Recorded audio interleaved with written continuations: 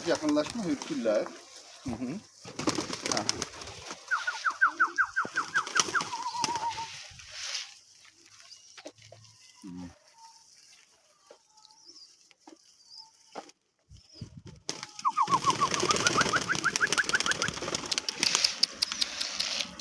Güzel kuşlar.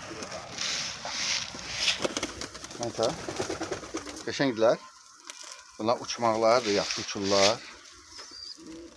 Bunlar da en süper kuşlardır yani. 15-16 tüplərdir. Bu kuşlara lez ve quyruq deyirlər. Özdəki uçuşları da yaxşıdır. Yüksəyə qalxmaqları, gözlüdürlər. Əsas odur ki, gözlü kuşdur bunlar. Vidlidir. Aşağısı da 5, 6, 7 uçur bunlar hələlik. Yəni ardında baxa bilmirik də, ley vurur. Ha. Yani bir de uçuş görsəsə kəsirik qənədi.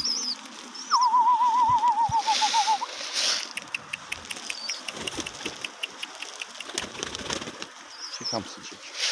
Hele bunları çekmiyor. Hamısı düşüyor.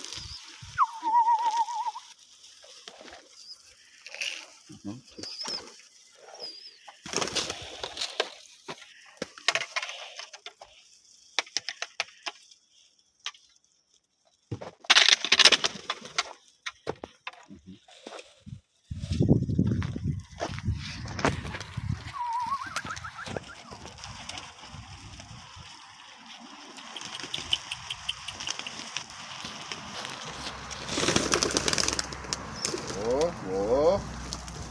Süper. Maşallah.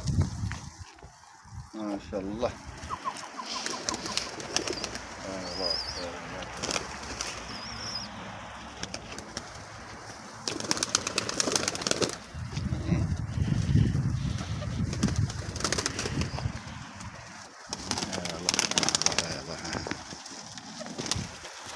Yaxşı ya.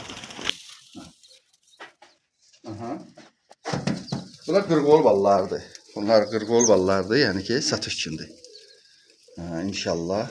Burada Rumundur, bir de Kafkas qırqol balları. Çəkə-çəkə, lafalı gələrsin burada.